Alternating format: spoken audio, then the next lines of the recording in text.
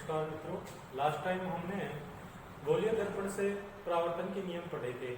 आज हमारा टॉपिक है वक्रता त्रिज्या r व फोकस दूरी f में relation between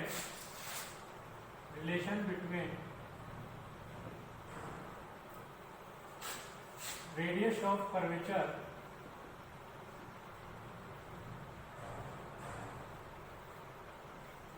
and focal length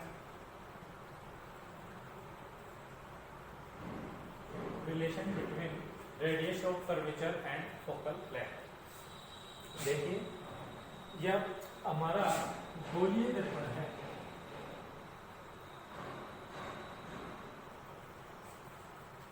गोलीय दर्पण के किसी बिंदु M पर एक प्रकाश किरण आपतित हो रही है। ये प्रकाश किरण दर्पण M से टकराने के पश्चात ये समांतर आ रही है, ये ध्यान रखना, और समांतर आने वाली प्रकाश किरण गोलीय दर्पण के मुख्य अक्ष के समांतर आने वाली प्रकाश किरण दर्पण से टकराने के पश्चात फोकस बिंदु से गुजरती है। तो और CM जो है, CM ये इसके ऊपर अभिलंब है। और परावर्तन का नियम अपन पढ़ चुके हैं कि जितने कोण से आपतित होगी, यानी आपतन कोण जितना होगा उतना ही इसका परावर्तन कोण होगा। तो ये इसका आपतन कोण हो गया, तो ये थीटा है तो ये भी थीटा होगा, और ये दोनों मिलके 2 थीटा बनाते हैं, और ये एकांतर खंड का कोण है, अतः ये कोण MFP भी क्या होगा, 2 थीटा होगा। अब अपन ने क्या किया, MP ये इसका द्वारक है, तो इसके द्वारक के लिए इसको MP डैश एक मुख्य अक्ष के ऊपर, ये मुख्य अक्ष है, इसके ऊपर अपन ने लंब डाल दिया, क्योंकि जो गोलीय दर्पण जितना छोटा होता है तो उसके द्वारक को अपन लगभग सीधा मानते हैं। तो अपन शुरुआत करते हैं। सबसे पहले त्रिभुज MCP डैश से, कौन सा त्रिभुज है, MCP डैश, ये वाला, यानी ये वाला त्रिभुज अपना, इसकी अपन बात कर रहे हैं। तो tan theta is equal to, अब देखो tan थीटा वैसे होता है अभी लाल बटे कक्का, तो साइन थीटा, कोस थीटा और टेन थीटा। तो टेन थीटा क्या हुआ, लंब बटे आधार, तो लंब अपन ने डाला ही अभी, कौन सा है, MP डैश। तो tan theta is equal to MP dash बटे आधार कौन सा होगा, CP डैश। तो ये अपना आधार हो गया CP डैश। परंतु जब थीटा अल्प होने के कारण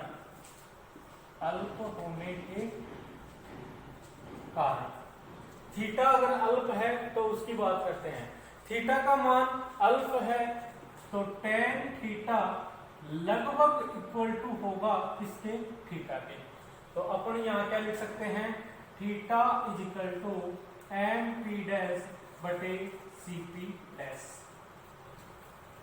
और नॉलेज के लिए बता दूं, P व P डैश दोनों बिंदु एक ही हैं, P या P डैश। तो theta is equal to MP dash बटे CP डैश, इसको अपन नाम दे देंगे इक्वेशन फर्स्ट। अब अपन बात करते हैं त्रिभुज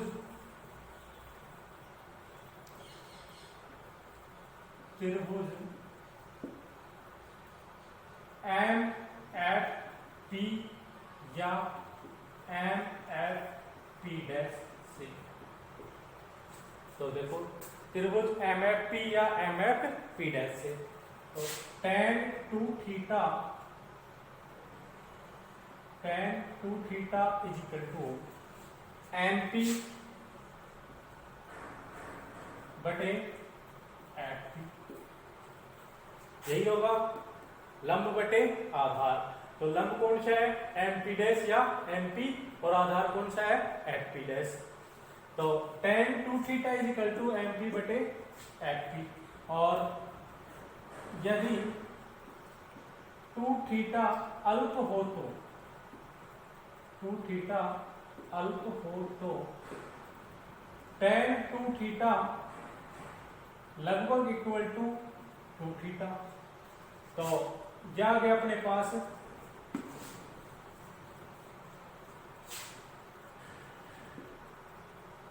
to theta equal to M P बटे एफ पी, इक्वेशन 2।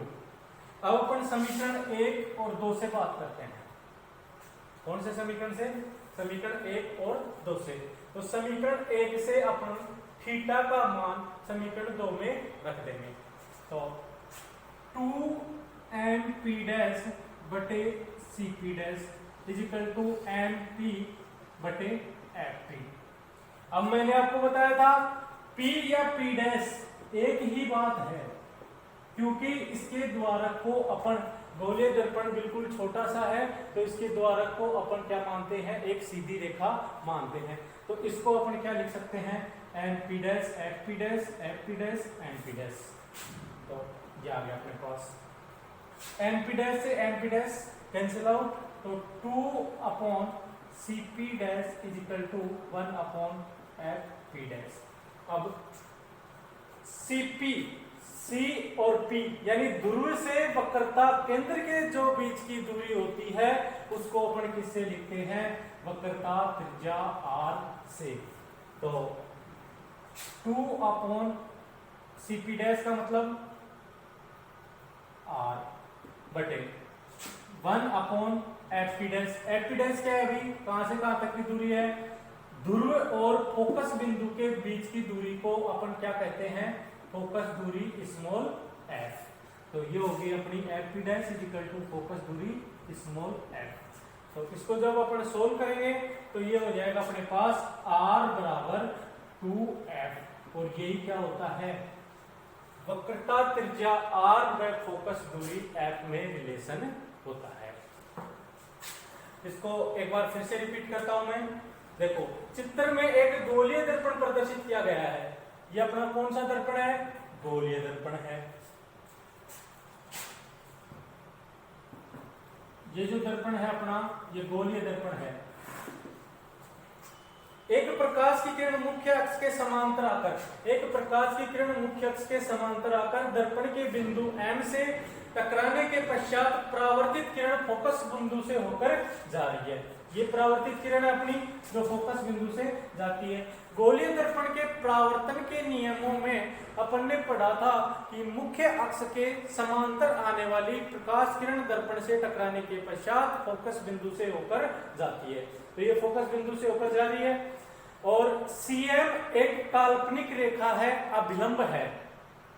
क्या है, अभिलंब है, जो इसके कोण को 2 समान भागों में बांट रहा है। अब अपन इसको एकांतर खंड के कोण मानते हुए, या देखो इसमें 2 रूल लागू होते हैं। मैं दूसरा रूल भी आपको बता देता हूं। जैसे ये कोण थीटा है और अभिलंब इस कोण को 2 भागों में बांट रहा है, तो ये भी थीटा होगा। ये थीटा है तो ये भी थीटा होगा। और अब अपन यहां से देखते हैं, ये दोनों एकांतर खंड के कोण हो गए। जेड की आकृति जहां बनती है वो एकांतर खंड के कोण कहलाते हैं। तो ये थीटा तो अपना ये भी थीटा। और फिर यही रूल लागू होता है इसके लिए। ये थीटा और ये थीटा दोनों एक ही तो है इस रेखा के साथ में, तो ये 2 थीटा हो गया, तो ये भी 2 थीटा हो गया। और दूसरा रूल ये है कि ये अपना एक त्रिभुज बन रहा है। कौन सा त्रिभुज, MCF, MCF। और एक रूल अपन ने पढ़ा था छोटी क्लासों में 9th 10th में कि त्रिभुज के 2 आंतरिक कोणों का योग एक तीसरे बहिष्कोण के बराबर होता है। तो theta plus theta is equal to 2 theta. तो ये एंगल कितना होगा, 2 थीटा होगा। फिर अपन शुरुआत करते हैं त्रिभुज MCP डैश से, यानी इस बड़े वाले त्रिभुज से। एम सी पी डैश से जब अपन बात करते हैं तो टेन थीटा लेते हैं, अपन टेन थीटा लेंगे तो टेन थीटा का सूत्र होता है लंब बटे आधार। तो इसमें लंब तो कौन सा हुआ, एम पी डैश, आधार कौन सा हुआ, सी पी डैश, तो एम पी डैश बटे सी पी डैश। परंतु ये एक छोटे द्वारक का गोलीय दर्पण है, अतः थीटा का मान क्या होगा, बिल्कुल अल्प होगा। और थीटा का मान अल्प होगा तो टेन थीटा लगभग बराबर होगा किसके, थीटा के। तो theta is equal to M P dash बटे सी पी डैश। ये इसको इक्वेशन फर्स्ट नाम दे देंगे अपन। फिर अपन देखते हैं त्रिभुज एम एफ पी डैश से। एम एफ पी डैश में टेन टू थीटा लेंगे, tan two theta is equal to M P dash बटे एफ पी डैश। और यदि टू थीटा भी अल्प होगा तो अल्प होगा तो टेन टू थीटा लगभग बराबर हो गया टू थीटा के। और इन दोनों, इसका टू थीटा का मान यहां रख देते हैं, इसमें इसको ए नाम दे दिया, इसको बी नाम दे दिया। इस बी वाले इक्वेशन में रख देंगे, बी वाले इक्वेशन में रख देंगे तो two theta is equal to M P dash बटे एफ पी डैश। इसको इक्वेशन 2 नाम दे दिया अपन ने। फिर थीटा की वैल्यू इक्वेशन फर्स्ट से इक्वेशन सेकंड में रख देंगे तो 2 M P dash upon C P dash is equal to M P dash upon F P dash. M P dash से एम पी डैश कैंसिल, तो 2 upon C P dash is equal to 1 upon F P dash. और C P dash किसके बराबर होता है, radius of curvature, वक्रता त्रिज्या के बराबर। और एफ पी डैश किसके बराबर होता है, फोकल लेंथ के बराबर। अपन ने दोनों वैल्यू रख दी और अपने पास आ गया capital R is equal to 2 small F. और यही क्या होता है, वक्रता त्रिज्या और फोकस दूरी में संबंध होता है। हाँ भाई, नेक्स्ट अपना टॉपिक है दर्पण समीकरण या दर्पण सूत्र या दर्पण सूत्र। सबसे पहले अपन ने देखो इसमें 3 जो नियम पढ़े थे अपन ने, मूल नियम, उनकी बात कर रहा हूं मैं, गोलीय दर्पण से परावर्तन के नियमों की। अपन ने सबसे पहला नियम पढ़ा था कि मुख्य अक्ष, तो इसमें मुख्य अक्ष कौन सी नजर आ रही है अपने को, एपी। तो मुख्य अक्ष के समांतर आने वाली प्रकाश किरण दर्पण से टकराने के पश्चात फोकस बिंदु से होकर जाती है। तो ये मुख्य अक्ष के समांतर आ रही है बीएम, ये एपी है अपनी बिंब या वस्तु है, और ए डैश बी डैश इसका क्या है, प्रतिबिंब है। तो ये रेखा इसके समांतर आ रही है, दर्पण से टकराने के पश्चात फोकस बिंदु से होकर जा रही है। दूसरा नियम अपन ने पढ़ा था कि गोलीय दर्पण के ध्रुव पर आपतित, गोलीय दर्पण के ध्रुव पर आपतित, ये ध्रुव है इसका कोण,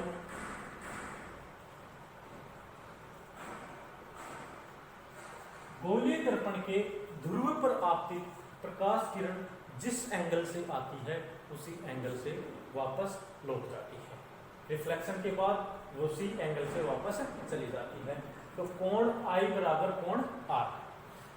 तीसरा रूल अपन ने पढ़ा था कि जो सेंटर ऑफ कर्वेचर, वक्रता केंद्र, ये अपना क्या, वक्रता केंद्र, सेंटर ऑफ कर्वेचर,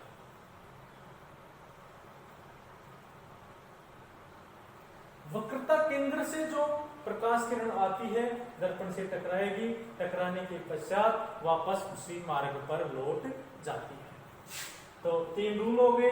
ये तीनों पॉइंट, यानी ये तीनों जो प्रकाश किरण हैं, ये दर्पण से टकराने के पश्चात जिस बिंदु पर मिलती हैं या जिधर मिलती हैं, वहां पर उस वस्तु का क्या निर्माण करती हैं, प्रतिबिंब का निर्माण करती हैं। तो इसने प्रतिबिंब का बनाया ए डैश बी डैश, जो वक्रता केंद्र सी और एफ के मध्य स्थित है। अब अपन बात करते हैं, देखो सबसे पहले अपन इसमें 2 त्रिभुज लेते हैं।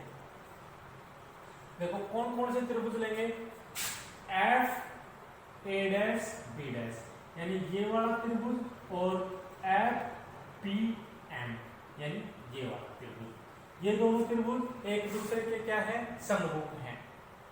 अब इनको समरूप कैसे मानते हैं अपन, क्योंकि इस MP को अपन एक सीधी रेखा मानते हैं, और MP किसके बराबर होगी, AB के बराबर होगी। क्योंकि ये जो PM जो रेखा है ये इसकी समांतर आ रही है, तो इन दोनों के बीच की दूरी और इन दोनों के बीच की दूरी क्या होगी, इक्वल होगी। तो सबसे पहले अपन बात करते हैं समरूप त्रिभुज, समरूप त्रिभुज F A dash B dash व F P एंड C। समरूप त्रिभुज कौन कौन से हैं, F A dash B dash और F P एंड या F एंड P। अब समरूप त्रिभुज की समरूपता का क्या नियम होता है कि भाई आकृति है ना एक जैसे दिखाई देती है, चाहे वो छोटी हो या बड़ी हो। तो अपन इसकी कंपेयरिंग करते हैं A dash B dash, A dash B dash, ये जो रेखा है ये इस त्रिभुज की किस रेखा के बराबर होगी भाई, देखो समरूपता के आधार पर MP के बराबर होगी, किसके बराबर, MP के बराबर। तो A डैश B डैश बटे MP इज इक्वल टू, दूसरी जो रेखा है A डैश F, तो A डैश F ये किसके बराबर होगी, FP के बराबर होगी। तो ये आ गया अपने पास, और ये अपन पढ़ चुके हैं कि ये वाली AP और ये वाली MP दोनों क्या है, इक्वल है। तो चूंकि MP बराबर AB, तो MP की जगह क्या रख देंगे, AB, तो A डैश B डैश बटे AB is equal to A dash F बटे FP। इक्वेशन फर्स्ट, इसको इक्वेशन फर्स्ट दे दिया अपन ने, या इसको थोड़ा सा और आगे बढ़ाएं अपन, तो A डैश F की जगह मैं क्या लिख सकता हूँ, यहां से देखो एक बार A डैश F, तो A डैश B में से मैं FP निकाल दूं तो यही तो बचेगी, देखो ये पूरी है A dash P, A dash P, तो A dash P, A dash P में मैं FP निकाल देता हूं तो A डैश F को बचता है अपने पास, देखो A डैश F, तो A dash P minus FP, तो A डैश F, तो यहां भी ये लिख सकते हैं अपन आसानी से, तो A dash P minus FP, और यह आ गया अपने पास इक्वेशन फर्स्ट। फिर सेकंड अपन बात करते हैं इसी प्रकार, इसी प्रकार अब देखो दो त्रिभुज समरूप और है अपने पास, कौन कौन से हैं, P A dash B dash, यानी ये पूरे वाला त्रिभुज P A dash B dash. तो इसी प्रकार समरूप त्रिभुज P A dash B dash व P A B C, देखो भाई एक तो ये वाला है P A dash B dash और एक ये वाला है P A B, इन दोनों की कंपेयरिंग करेंगे अपन। तो सबसे पहले देखो मैंने लिखा A डैश B डैश, तो A डैश B डैश के कंपेयरिंग में कौन सी है, AB, एक ये समरूप है एक ये वाला समरूप है, तो A डैश B डैश तो बटे AB, ये AB इस पर। फिर अपन बात करते हैं AP की, यहां से यहां तक, और इस वाले की कौन सी है, A डैश P, तो A डैश P बटे AP, यह आ गया अपने पास, दोनों भुजाओं की कंपेयरिंग हो गई, इसको इक्वेशन नंबर दे दिया सेकंड। अब देखो दोनों इक्वेशन में अपने को क्या समानता नजर आ रही है, इस इक्वेशन का ये वाला पार्ट और इस इक्वेशन का ये वाला पार्ट दोनों इक्वल नजर आ रहे हैं, तो दोनों इक्वल नजर आ रहे हैं, तो समीकरण 1 व 2 को, समीकरण 1 व 2 को बराबर रखने पर, समीकरण 1 व 2 को बराबर रखने पर वही बराबर रखो, तो इसका तो ये पार्ट और इसका ये पार्ट, तो ए डैश पी बटे A P is equal to A dash P minus F P और बटे एफ। दोनों इक्वेशन बराबर आ गए अपने पास। अब अपन बात करते हैं, देखो अब ध्यान देने की जरूरत अपने को, वस्तु की इससे दूरी, कहां से दूरी, गोलीय दर्पण के ध्रुव से जो दूरी होती है मुख्य अक्ष के अकॉर्डिंग, तो जो प्रकाश, ये मैंने चिन्ह परिपाटी पढ़ाई थी आपको पिछले वीडियो में कि प्रकाश किरण की दिशा में जो दूरियां नापते हैं वो पॉजिटिव होती हैं, और प्रकाश किरण की दिशा के विपरीत नापे जाने वाली दूरियां क्या होती हैं, नेगेटिव होती हैं। तो ये P से और A के बीच की दूरी होगी बिंब की दूरी, और बिंब की दूरी को अपन किससे लिखते हैं भाई, बिंब की दूरी U से, और यहां U पॉजिटिव होगा या नेगेटिव, तो देखो प्रकाश किरण इधर से आ रही है सारी, और ये दूरी इधर से नापना स्टार्ट करते हैं अपन ध्रुव से, तो ध्रुव से नापना स्टार्ट करेंगे और इधर को जाएंगे तो ये क्या हो जाएगी, नेगेटिव, तो माइनस U। प्रतिबिंब की दूरी,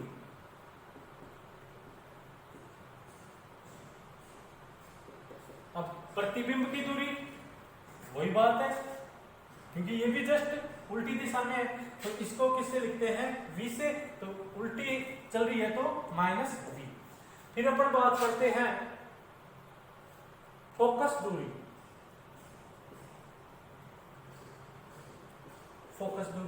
फोकस दूरी के लिए अवतल दर्पण की, कौन सा दर्पण है अभी अपने पास, वैसे तो ये गोलीय दर्पण है, कौन सा दर्पण है, गोलीय दर्पण है, लेकिन ये भी गोलीय दर्पण का एक भाग है, कौन सा, अवतल दर्पण, और अवतल दर्पण की जो फोकस दूरी होती है वो हमेशा ऋणात्मक होती है, चाहे वैसे देख लो प्रकाश किरण की दिशा के विपरीत नापेंगे, P से स्टार्ट करेंगे तो इधर जाएंगे, तो ये हो गई माइनस F। अब देखो AP क्या है, बिंब की दूरी है ध्रुव से, और बिंब की दूरी को यहाँ क्या लिखेंगे, माइनस U, तो जहां AP नजर आ रहा है वहां क्या लिखेंगे, माइनस U, या मैं इसको लिख देता हूं AP, ये हो गया अपने पास A डैश P, और ये हो गया अपने पास PF, तो PF या FP वही बात है। देखो A डैश P की अपन बात करते हैं तो माइनस V बटे AP की अपन बात करते हैं तो minus U is equal to A dash P की अपन बात करते हैं तो माइनस V, माइनस FP की अपन बात करते हैं तो माइनस तो है पहले से, और FP, तो FP भी क्या है, माइनस F, तो ये लो माइनस F बटे FP माइनस। अब इसको सोल्व करेंगे अपन, तो देखो माइनस माइनस क्या हो गया, प्लस का, तो V upon U is equal to minus V plus F और बटे माइनस F। इसको क्रॉस मल्टीप्लिकेशन कर लेंगे पहले, इसको, हाँ तो इसका क्रॉस मल्टीप्लिकेशन करते हैं अपन, वज्र गुणन जिसको बोलते हैं, क्या बोलते हैं, वज्र गुणन बोलते हैं इसको, ये करते हैं इसका, तो देखो माइनस का VF is equal to minus VU और प्लस UF, ये हो गया अपने पास। इसको तो इधर लेके आते हैं, इसको इधर, यानी सभी को अपन पॉजिटिव बना लेते हैं एक बार, तो देखो VU is equal to VF plus UF, इसमें भाग देंगे किसका, UVF का भाग देने पर, UVF का भाग देते हैं, तो इसमें UVF, ये भी UVF, अलग अलग लिख देता हूं मैं तीनों को, UVF, UV से UV कैंसिल आउट, VF से VF, और UF से U और F, क्या शेष बचता है अपने पास, ध्यान देना भी, इधर तो बचेगा 1/f, ये वाला तो 1/f is equal to 1/u plus 1/v, और ये क्या कहलाता है, दर्पण का सूत्र कहलाता है।